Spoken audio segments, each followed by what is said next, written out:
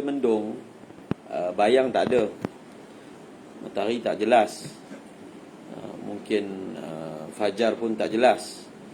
Maka pada ketika itu dilewatkan sampai yakin waktu telah masuk. Dan ini juga yang kita praktikkan bila naik kapal terbang. Misalnya sembahyang subuh. Jadi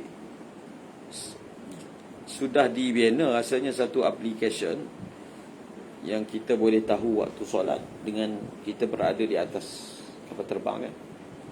Dia sebenarnya bergantung kepada kita berada di tempat mana, dan tempat itu waktu solatnya bila. Bukan semua keadaan kita boleh menjangka waktu solat tersebut kan. Jadi antara caranya adalah kita melihat di langit luar. Kita tengok kat luar. Subuh lah, untuk subuh. Bila malam, langit gelap. Bila fajar, langit dia bercahaya dan terus bercahaya sehinggalah terbit matahari. Jadi oleh kerana kita ni tidak berpandukan jam, kita hanya berpandukan pandangan mata, untuk solat subuh itu kita kena tunggu dulu. Kita kena tunggu kan. Sebab kalau kita duduk di darat, waktu subuh tu sebenarnya gelap. Jadi mungkin juga semasa kita atas flight sudah masuk waktu subuh. Tapi oleh kerana kita tidak ada panduan lain melainkan dengan pandangan mata, dia khawatiri gelap itu gelap malam, bukan gelap fajar kan. Maka kita jangan solat lagi. Faham? Tunggu sehingga kita yakin ini adalah terang subuh. Maknanya mungkin bila kita semayang tu, kita akan semayang ketika waktu menghampiri naik matahari. Sebab pada waktu itulah baru kita boleh dapat yakin yang subuh telah masuk. Ini dalam surah kita tak dibekalkan dengan maklumat daripada kapal terbang itu sendiri. Maka itu cara ijtihad yang boleh kita lakukan. Maka dilewatkan sampailah datang satu yakin yang sebenarnya malam dah tak ada. Sebab bila dah terang subuh lah, bukan terang terbit matahari, maka secara pasti sekarang ni dah bukan malam. Cuma sekarang ni kita tak tahu berapa minit lagi matahari akan terbit, maka kita segerakan untuk solat. Okey, baca waman jahilal waqta. Jadi masalah mengetahui waktu solat juga, dia ada keadaan yang mana kita menggunakan kaedah ijtihad.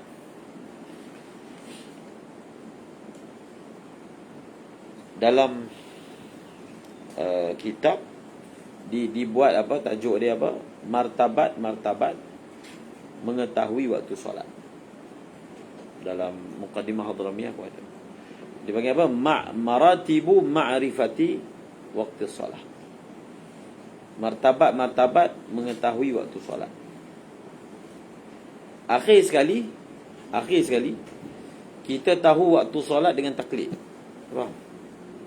Sebelum daripada itu kita tahu waktu solat dengan ijtihad. Atas lagi daripada itu, yang pertama sekali kita mengetahui waktu solat dengan yakin. Dengan yakin maksudnya memang dengan mata kita sendiri kita tengok matahari tenggelam, fajar terbit. Itu dipanggil dengan yakin. Di martabat yang pertama, mengetahui waktu solat adalah bil musyahadah, dengan tengok. Dengan tengok. Orang yang boleh tahu waktu solat dengan tengok, dia tak boleh guna jalan taklid. Dia tak boleh guna jalan ijtihad. Dia kena guna jalan apa? Dia kena guna jalan musyahadah. Jadi tengok. Kalau nak tengok dia punya khulasah dia, tengok dalam qiraat lah. Sekarang ni dia nak terangkan bahawasanya waktu solat juga dibenarkan untuk kita tahu secara zanni. Salah satu syarat sah semayang, al-ilmu bidukhulil waqti. Itu syarat sah semayang, mengetahui dengan masuknya waktu. Siapa semayang dalam keadaan dia tak tahu waktu dah masuk ke belum, maka semayang dia tak sah. Walaupun sebenarnya dia semayang dalam keadaan waktu dah masuk. Walaupun fil haqiqah. Cuma ta'bir tu al-ilmu bidukhulil waqti ini disyarahkan ulama. Dia tidak disyaratkan ilmu. Ilmu tu maksudnya yakin, tak disyaratkan. Sebenarnya memadai az-zannu bidukhulil waqti. Zan pun sebenarnya sudah memadai. Sebab kalaulah disyaratkan untuk sah semayang mesti yakin waktu solat dah masuk, maka kita tak boleh ijtihad. Sebab ijtihad ni hasilnya zan, bukan hasilnya yakin. Di mana-mana kitab yang guna ta'bir al-ilmu ditafsirkan sebagai az-zan. Ilm dengan makna zan. Okey. Baca wa man jahilah.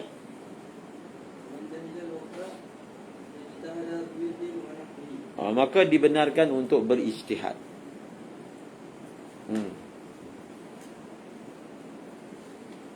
Dan dengan apa? Dengan jalan wirid dan seumpamanya. Seterusnya,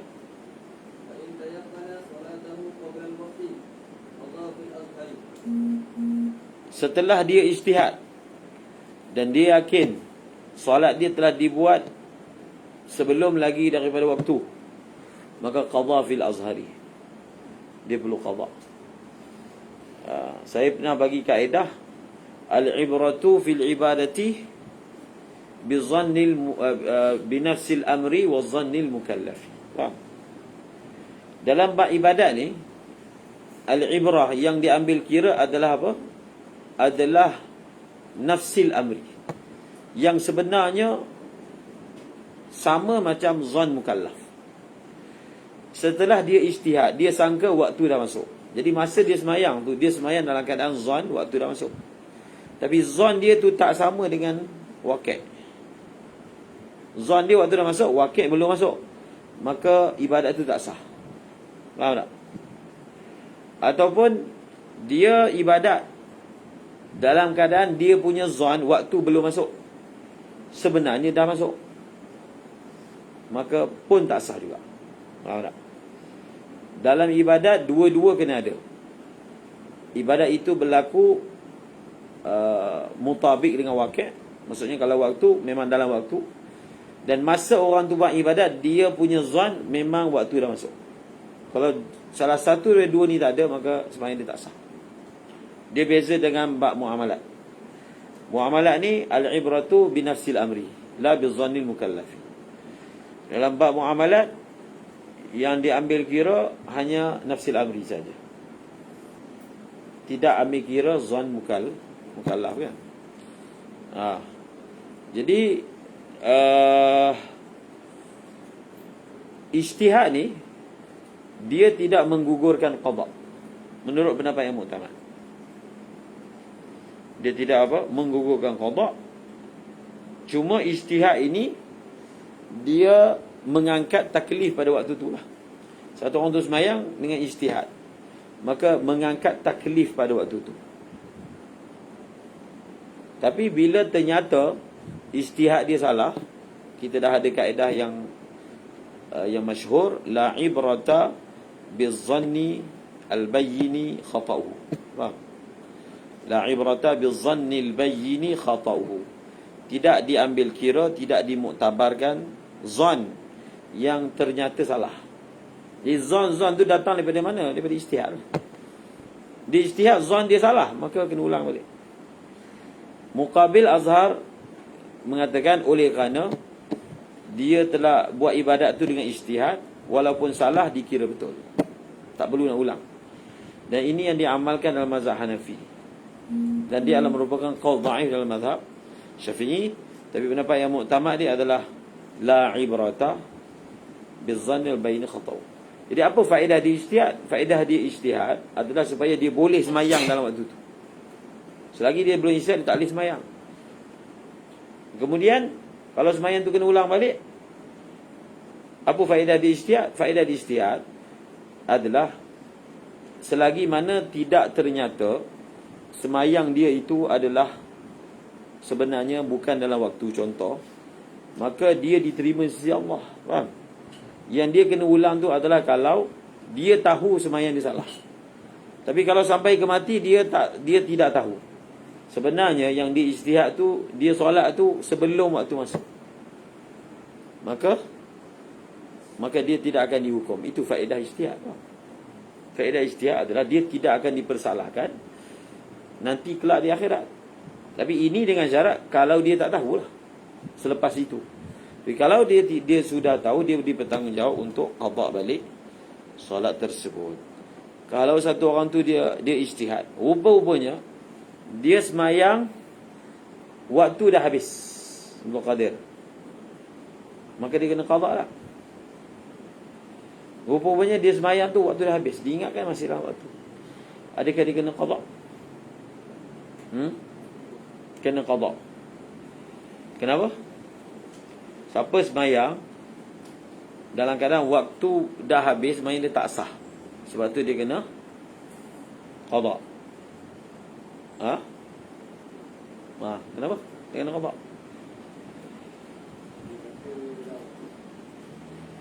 Yalah, dia sangka dalam waktu, rupanya dah habis waktu. Kalau orang tu memang dia yakin waktu dah habis, dia semayang, sah tak? Sah tak? Lepas tu jadi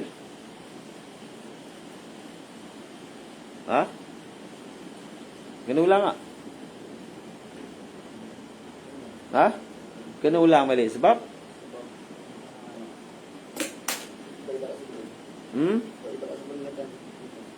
tak sebelum.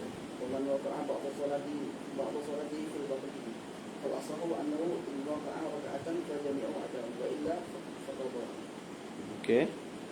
Dia apa kaitan dia? Maksudnya kalau solat itu jadi qada, maka maknanya solat itu tak sah. Bila solat itu tak sah, kena qada lagi sekali.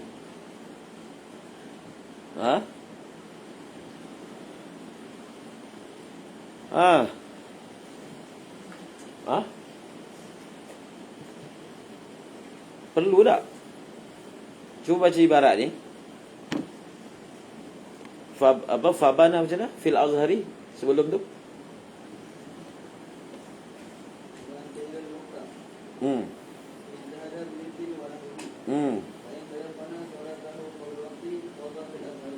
Kenapa dia tak sebut fa in tayaqqana salatahu ba'dal waqti? Kenapa dia tak sebut? Kenapa dia sebut satu surah ni? Salatahu qabla waqti. Sebab apa?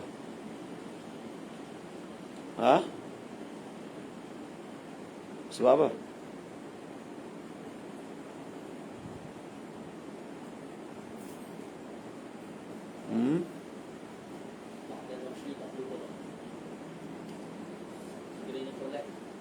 Solat yang perlu qada ni solat apa? Solat yang tidak sah, faham? Barulah kena qada. Kalau satu orang tu dengan sengaja dia semayang dalam keadaan waktu dah habis, semayang dia sah tak? Semayang dia sah ke tak sah? Sah. Faham?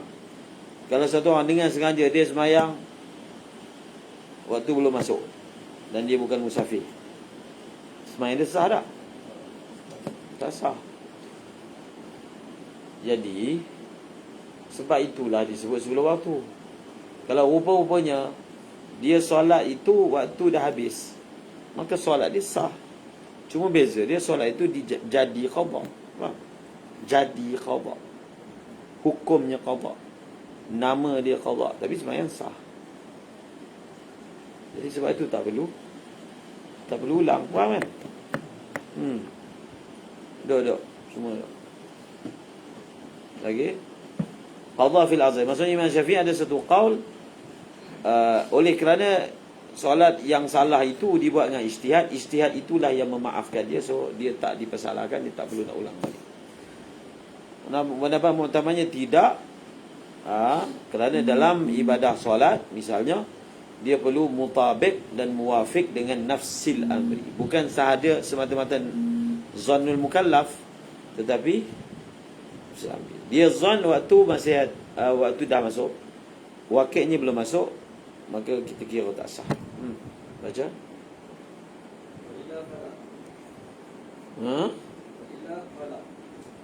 Wa illa fala. Wa illa fala, baca syarah. Wa illa ay wa illa yatayaqqan as-salata qabla al-waqti bi an tayaqqanaha fi al-waqti aw ba'dahu aw lam yatabayyan Aw ba'dahu. Tak mentolak tu. Mana tak baca lah. Macam mana? Tulis tu. Au ba'dahu. Lagi? أو لم يتبين الحال فلا يقضي. Tak perlu. Dia hanya wajib qada kalau dia yakin memang solat tu dibuat sebelum tu. Tapi kalau bin mungkin belum, mungkin dah masuk, maka tak perlu. Kerana asalnya tidak ada qada. Faham? Asalnya bila dia dah ijtihad, al-aslu bara'atu zimmah daripada qada. Jadi zimmah untuk dia perlu qada itu hanya akan kita bebankan kalau dia memang yakin tanggungjawab tu ada. Jadi macam mana dia nak yakin tanggungjawab itu ada? Apabila dia yakin asbabnya. Sabab apa dia? Iaitu dia yakin bahawasanya memang solat yang dia telah kerjakan itu sebelum daripada waktu. Kemudian Bismillahirrahmanirrahim. Ibadiru bil faidi. Dia ada buku khas yang ditulis oleh ulama Hadramut berkaitan dengan waktu solat sahaja. Dan masail-masail yang berkaitan dengannya. Jadi masalah waktu solat ni, bila dulu kita ada buat muzakarah masail, jadi antara yang dimuzakarahkan ialah bagaimana mengetahui waktu solat di atas kapal terbang. Kalau atas darat ni mudah je. Secara umumnya lah mudah. Tapi di atas kapal terbang, jadi apa kaedahnya? Dan untuk seseorang musafir itu menyelesaikan masalah dia kena gabungkan antara hukum fiqah dengan teknikal, supaya dia dapat mengesan waktu solat mengikut zon yang paling berat waktu itu dah masuk, memadai. Jadi dalam pengalaman kita memusafir naik kapal terbang ni, adalah sejarah-sejarah yang kita salah kira. Macam mana saya tak ingat itu, saya salah kira. Maksudnya subuh dah habis. Ingat, kalau ikut kiraan tu, mungkin subuh dah habis. Contoh kan, bila kita muzakarah kan, okey, kita naik kapal terbang, kalau balik daripada India ni biasanya subuh. Balik daripada India biasanya jemaah akan mengalami subuh dalam atas kapal terbang. Jadi subuh atas kapal terbang ni sebenarnya mudah, lebih mudah berbanding waktu lain. Zuhur dengan asar ni macam mana kita nak tengok bayang? Faham tak? Mana bayang masuk dalam kapal terbang kan? Kalau kapal terbang yang membekalkan waktu, itu tak ada masalah. Royal Brunei kan, dia bagi tahu waktu solat. Jemaah pergi umrah, dia bagi tahu waktu solat. Okeylah. Saudi bagi tahu waktu solat, bahkan ada surau pun dalam dia punya airline dia. Brunei pun ada. Itu tak mengapa. Kalau tidak, kita muzakarahkan kepada musafir, perlu rancang perjalanan supaya mudah untuk sembahyang. Okey, itu untuk musafir yang kita boleh rancang. Iaitu musafir atas darat lah, kita rancang supaya kita boleh berhenti, kita mudah wuduk dan seumpamanya. Tapi kalau kapal terbang ni, secara umumnya kita tak boleh nak rancang. Betul tak? Setelah kita tahu kita punya perjalanan, contoh jemaah nak pergi mana? Ada masa muzakarah tu mana? Jamaica. So jemaah ni akan transit mana, Turki ke mana ke. So kita tengok route kita macam mana. Jadi bila route tu ada depan mata, kita boleh rancang semayang kita. Rancang semayang. Dia punya kaedah dia, selagi kita boleh tak semayang atas kapal terbang, kita semayang di darat. Boleh tak buat, kita sampai kat sana, kita sempat lagi buat jamak takhir, contoh kan. Boleh, kalau ikut dia punya timing. Kita check lah timing transit tu pukul berapa. Kalau kita sampai sana baru semayang pun okey. So selagi boleh, elakkan semayang atas kapal terbang. Selagi boleh lah. Antara pilihan yang kita boleh lakukan adalah semayang jamak. Untuk solat yang boleh jamak, sama ada kita semayang jamak takdim, semayang dulu di airport, kemudian baru kita flight, Ataupun kita flight sampai sana, contoh pergi India kan, waktu dia lebih lambat daripada kita. Macam mana pun kalau flight dia sebelum maghrib, kita sampai sana isyak, walaupun perjalanan 5 jam kan. Jadi untuk maghrib isyak tak perlulah sembahyang atas kapal terbang. Orang tu kata, oh tak, saya nak sembahyang awal. Tak perlu, faham? Tak perlu. Sebab ada sebahagian lah ulama' yang menghukum tidak sah sembahyang atas kapal terbang. Dhaif lah. Kebanyakan ulama' hukum sah. Jadi dalam keadaan kita tak pasti, dalam keadaan yang ada khilaf macam ni, lebih kita elakkan kan? Dalam keadaan kita pun ada pilihan. Syekh Osman Zain, guru Syekh Nuruddin kan, tulis kitab risalah lah, 5 muka surat je, I'lamu Zumratis Sayyarah fi apa? Fi hukmi salati ala ta'irah, hukum sembahyang atas kapal terbang. Beliau lah mentarjihkan tak sah. Dan bagi beliau, semua sembahyang atas kapal terbang ni semua sembahyang hormat waktu saja. Walaupun dia dapat solid, sempurna lah, semua sekali dapat, di sisi beliau solat itu hendaklah diulang semula. Faham? Tak apalah tu. Jadi atas sebab ada juga ulama kata begitu, kita ambil jalan ihtiyat selagi boleh. Maka kita jangan sembahyang atas kapal terbang kalau boleh ijaz. Jadi sebenarnya kalau boleh ijaz tak perlulah tanya ustaz kan, ijaz je lah. So kita soalan tu hanya akan bangkit bila zahirnya memang tak ijaz. Ataupun kalau kita sampai, waktu yang berbaki tu terlalu sedikit, nak tunggu, nak queue, nak jadi tak sempat. Faham? Tak sempat. Kita pun negara tu baru, kita tak tahu kat mana dia punya. Jadi itu antara alasan-alasan yang kita perlu sembahyang atas kapal terbang. Kan? Okey, atas kapal terbang pula, untuk subuh macam saya sebut tadi lah. Biasa kita berzakarkan kata jemaah, dia boleh buat anggaran. Setengah kadang kita boleh buat anggaran. Contohlah, kita daripada India akan sampai ke Malaysia pukul 7.30. Faham? 7.30 kan? So daripada timing tu, secara umumnya kita ni akan berada di ruang udara Thailand 1 jam sebelum sampai KL. Faham? Lebih kurang 1 jam. Jadi mungkin kita boleh usahakan untuk cek waktu solat. Untuk cek waktu solat Thailand, siap-siap lah sebelum flight tu dah cek lah. Jadi kita boleh buat anggaran lah lebih kurang. Kalau kita sampai 7.30, kita kena semayang paling awal pukul berapa daripada sebelum 7.30. So benda tu kalau dia duduk, dia boleh buat anggaran. Tapi kalau dia tak nak buat anggaran, dia tengok tingkap. Tengok tingkap kan. Jadi perlu ada orang yang jaga waktu lah. Kalau jemaah, ada orang yang jaga waktu. Maknanya jangan sampai semua tidur sampai habis waktu. Kalau orang awam, dia tak kira kan. Kita balik daripada umrah, balik daripada Mesir, subuh semua tidur. Sekali budak-budak Mesir tak sembahyang, qada bas. Balik umrah, balik haji, tak sembahyang tak. Faham? Dia puncanya masalah orang yang mengendalikan tu. Kalau orang tu dia bagi fikir kat jemaah untuk sembahyang, memang kan orang awam kan. Adapun jemaah dakwah ni memang fikir sembahyang tu ada dah dalam fikiran dia. Orang awam benda tu kena bagi tahu. Kalau tak, dia ambil jalan mudah je, kata qada bas. Dia nak tidur, qada.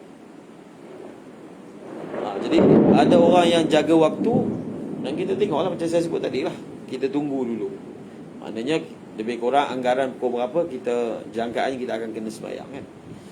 Kemudian kita ambil wuduk siap-siap, sebab dalam kapal terbang ni penggiliran itu kadang-kadang menyebabkan kita tak cukup masa, takut habis. Jadi kemudian bila dilihat di luar tu yakin subuh dah masuk, kita terus sembahyang dengan segera. Okey. Itu untuk sembahyang subuh. Itu yang saya masukkan, kita gabungkan antara apa? Hukum fiqh dan juga teknikal. Benda tu dia kena rancang. Kena rancang sama ada dengan cara kiraan tadi ke, sama ada dengan cara melihat ni ke, ataupun pergi dekat depan tu tanya dia. Tapi bukan semua kapal terbang kita boleh tanya, faham? Bahkan ada kapal terbang contohnya Qatar, tak bagi pun sebenarnya atas kapal terbang.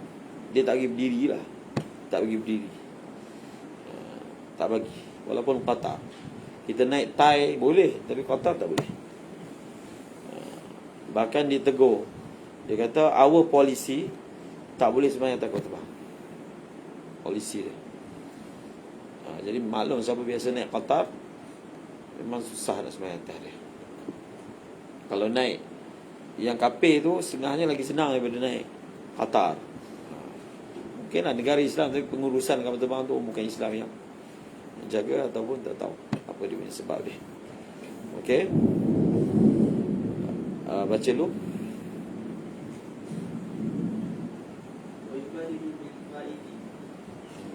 Jadi waktu solat ni dia ada buku khas. Sebab dia benda yang sangat penting, asas kepada kesahihan sembahyang, bukan boleh langgar je. Pernah berlaku balik daripada India, waktu tu CP je, maknanya antara antara berangkat dengan waktu Zuhur tu dia terlalu hampir. Jadi jemaah kita buat keputusan kita semayang atas kapal terbang lah. Sebab kita akan sampai maghrib, maknanya Zuhur Asar tu kena semayang atas flight. Mungkin ada jemaah kita semayang lah kat airport, lepas tu kita kejar. Tapi oleh kerana waktu terlalu hampir, maka kita ambil keputusan untuk semayang atas kapal terbang. Tapi ada satu lagi jemaah yang dia masuk lewat sedikit. Yang bila kita tanya, dia kata kami semua dah selesai semayang. Tapi kalau ikut timing dia, timing India, waktu solat tu lebih kurang baru 5 minit 10 minit. Baru masuk daripada waktu tu baru 5 minit. Jadi macam mana dia dah habis semayang? Macam mana dia boleh habis semayang? Kalau ikut timing semayang saja, tu campur bergerak, tak mungkin. Tak mungkin waktu tu cukup. Jadi kadang-kadang orang nak semayang awal waktu, sampai dia semayang waktu tak masuk lagi. Boleh berlaku. Ada pekerja kilang kan, pekerja kilang ni dia pergi kilang sebelum subuh, bas dah datang ambil. Jadi perjalanan itu dia akan makan waktu subuh, sehingga kalau sampai tu kira waktu subuh dah habis. Jadi macam mana dia tanya, boleh tak sebelum bas datang tu kita sembahyang subuh? Bas datang sebelum subuh, tak boleh kan? Memang jelas. Dia sembahyang awal ni hanya boleh dalam surah jamak sahaja, tak ada surah lain. Faham? Sembahyang awal, sembahyang jamak ataupun sakit lah. Ialah maksudnya uzur-uzur jamak lah. Jamak kerana hujan, jamak. Tapi sembahyang subuh memang tak ada surah. Boleh sembahyang awal waktu, jamak ke apa tak ada, tak boleh. Tapi dia buat tu bukan sebab dia cuai, dia ni nak cuai ke agama, tak, dia nak amal agama lah tu. Cuma cara salah. Cara salah. Kalau dia nak sembahyang dekat kilang, tak sempat. Sembahyang kat rumah tak sempat juga, sebab bas datang sebelum tu. Jadi apa solusi dia? Benda tu berlaku kan, yang viral tu. Orang yang duduk Tanjung Malim kerja KL. Jadi dia akan naik LRT, dia akan naik komuter sebelum subuh. Dan mereka akan sembahyang subuh dalam komuter. Viral untuk gambar. Baguslah tu, suasana yang bagus. Sembahyang dalam kereta api, dalam komuter LRT. Dia kaedah dia, kalau boleh adjust lah. Kalau tak boleh adjust, tak dapat tidak, memang kena sembahyang di atas kenderaan. So dia akan masuk perbahasan hukum hakam sembahyang atas kenderaan. Itu akan datang, belum masuk lagi. Tak masuk lagi. Sebenarnya sembahyang atas kenderaan pun tak masuk lagi. Jadi berkenaan dengan waktu, dia kena pasti, yakin. Kalau tidak, maka sembahyang tak sah. Dia tak ada rukhsah boleh sembahyang.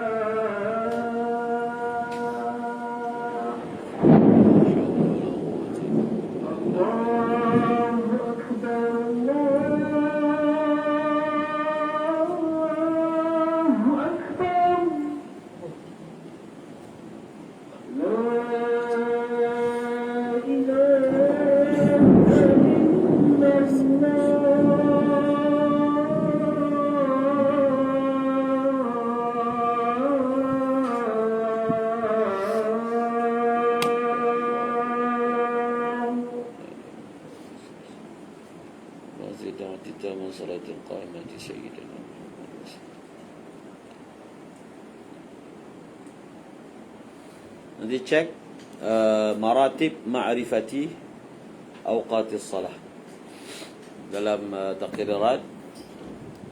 Itu untuk tengok dia punya ringkasan dia.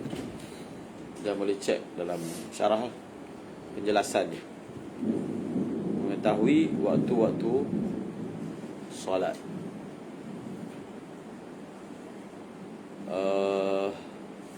Dalam Fathul Qarib ada dibawa satu masalah, kemudian dilanjutkan bahasanya dalam Bajuri berkaitan dengan tempat yang mana yang disebutkan soalan tu datang tentang negara Bulgaria. Dan Mufti Taqi pun ada bahaskan kau ni. Dia ada negeri yang dia punya mega merah dia ni tak tenggelam. Biasanya sejam kan. Tapi negeri ni Maghrib dengan subuh ni habisnya mega merah, terus terbit fajar. Jadi persoalan dia, orang negeri tu bila dia nak sembahyang Isyak? Dan waktu tu 3 jam ya. Tenggelam matahari, terbit fajar 3 jam. Tapi sepanjang 3 jam tu mega merah tu tak tenggelam. Luar daripada biasa lah. Ada 2 pendapat. Satu pendapat kata, bas, orang negeri ni tak wajib sembahyang Isyak. Perkara itu ada wajah dia. Kita kena faham, orang belajar usul fiqh, waktu solat ni dia panggil hukum wad'i. Hukum wad'i, dia bukan hukum taklifi. Hukum wad'i kan. Aqimis salata liduluki syamsi, itu dia panggil ayat ni hukum wad'a. Semua asbab, semua perkara-perkara yang disebut sebagai tanda waktu solat dah masuk, contohnya tenggelam matahari, contohnya zawalul syamsi, contohnya tulu'ul fajril as-sadiqi, itu semua dipanggil hukum wada'. Dia ada sababul hukmi. Bila sebab itu ada, maka adalah hukum. Faham? Maksudnya bila tergelincir matahari ada, adalah hukum wajib sembahyang zuhur. Bila tenggelam matahari ada, maka adalah hukum sembahyang maghrib. Bila tenggelamnya mega merah, adalah hukum sembahyang isyak. Dia adalah sabab dia panggil. Kamu belajar dalam jawab-jawab kan, dia ada ahkam taklifi, ahkam wada'. Dia termasuk yang wada', sabab. Jadi mereka berhujah, bila sabab tak ada, musabab tak ada. Sebab wajib sembahyang tak ada, iaitu tenggelamnya mega merah. Dia tak ada waktu. Dia tenggelam ada, tapi lepas tenggelam terus terbit fajar. Tapi pendapat yang muktamad dia menggunakan hadis Dajjal. Bila Nabi sebut satu hari yang pertama dia datang seperti setahun, yaumun kasana. Kesahabatannya, macam mana sembahyang? Maka Nabi kata, buat anggaran takdir. Maka daripada situlah orang tempat ni dia wajib sembahyang isyak tapi qada. Faham? Qada. Sebab isyak tak ada. Nak sembahyang masa mega merah tak boleh. Jadi tengok dalam Bajuri juga masalah tu. Kemudian negeri-negeri yang 6 bulan kan, Norway apa semua, matahari siang malam ada matahari. Jadi itu semua hadis Dajjal itu dijadikan sebagai dasar, iaitu ditakdirkan sepanjang 6 bulan siang je, maka dibuat takdir. Takdir aqrabul bilad, negeri yang paling hampir dan normal negeri itu. Maka waktu semayang negeri itu ikut negeri paling hampir. Dan negeri itu punya waktu semayang adalah normal. Maka kita setting jam je. Dia setting jam. Dia semayang isyak, waktu terang lagi isyak. Semayang subuh, waktu terang. 6 bulan. Faham? Dia akan gunakan waktu solat negeri paling dekat. Faham? Jadi ulama' menjadikan hadis Dajjal itu sebagai dasar untuk keluarkan hukum.